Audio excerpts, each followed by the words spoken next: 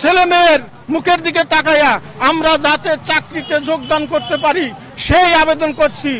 এখানে আসছি আমি 1980 20 এপ্রিলে আমার ব্যাটালিয়ন গঠন হয়। আমি দীর্ঘ 15 বছর চাকরি করার পর 1994 পয়লা ডিসেম্বর আমরা কিছু দাবি দেওয়া করি। দাবি দেওয়ার পরিপ্রেক্ষিতে আমাদের দাবি ছিল 11টা।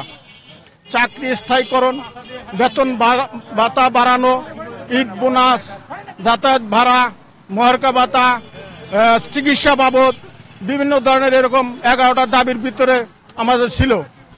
এই দাবির আলোকে আমাদেরকে মহাপরিচালক দরবার প্যারেড ডাকলো। দরবার প্যারেড ডাকার পরে আমরা বসলাম। আমাদের মহাপরিচালক দরবার প্যারেডে আসলো না। না আসার কারণে আমাদেরকে এই বিভিন্ন বাহিনী দিয়া, যৌথ বাহিনী, পুলিশ, বিডিআর, আর্মি, বিমান বাহিনী দিয়া আমাদের উপরে গুলি বর্ষণ করলো সখীপুর একাডেমিতে। 14 ডিসেম্বর 9টা 45 মিনিটে আমাদের উপরে হামলা চালায়। আমরা ওখানে ছিলাম। আলী মর্তুজা, তারপরে রুহুল আমিন, এরা গুলিতে মারা যায়। তারপর যৌথ বাহিনী আমাদেরকে অ্যারেস্ট করে গাজীপুর শিমলতলি নিয়ে আটকায়। 6 দিন ওখানে থাকার পর আমাদের বিভিন্ন কারাগারে প্রেরণ করে। 2 মাস পরে আমাদের কাছে আসলো একটা সৈনিকের 13টা ধারা দিয়া কেস দাখিল করছে। 13টা কেসের মধ্যে একটা কেসে যদি আমরা আটকা পড়ি তাহলে হয়তো আমাদের ক্রস ফায়ারিং করবে, নইলে ফাঁসি হবে, নইলে যাবজ্জীবন জেল হবে। এই কেসের মাধ্যমে আমরা কোর্টের থেকে নির্মূল বেকুর খালাস পাই। চাকরিতে কাগজে লেখা আছে পূর্ণবহাল, তোমরা চাকরিতে যোগদান করবা। আমরা বাড়িতে এসে আমরা হেডকোয়ার্টারে আসলাম।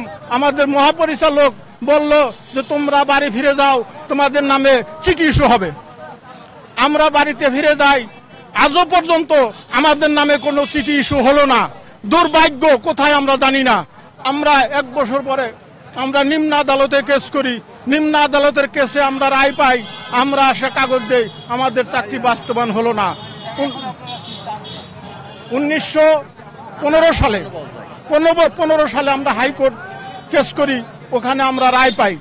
ওই রায়ও আমাদের কার্যকরী হইল না। ডিপার্টমেন্ট আপিল করলো সুপ্রিম কোর্টে। সুপ্রিম কোর্টের আপিলে আমরাও জয়ী হইলাম। আমাদেরকে পূর্ণবহাল দেওয়ার জন্য সরকার অনুমতি দিল, ডিপার্টমেন্ট আমাদেরকে নিল না। আমরা আবার ফের চাকরির জন্য আমাদের ডিপার্টমেন্ট আবার রিভিউ করলো। ওই রিভিউতেও আমরা জয়ী হইলাম, পূর্ণবহাল লেখা ছিল। আমাদেরকে চাকরিতে জয়েন করে নাই। আজও পর্যন্ত কেন চাকরিতে জয়েন করে নাই, আইনের কোথায় ফাঁক আছে তাও আমরা জানি না।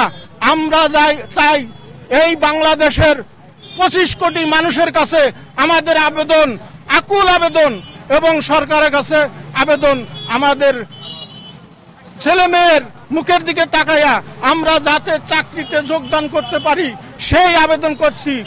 আমার নাম মোহাম্মদ জামাল উদ্দিন, এপিসি 1980 20 এপ্রিলে। জি, আমার চাকরির বয়স 15 বছর। তখন আমি সহকারী প্লাটুন কমান্ডার হিসাবে দায়িত্ব পালন করছি।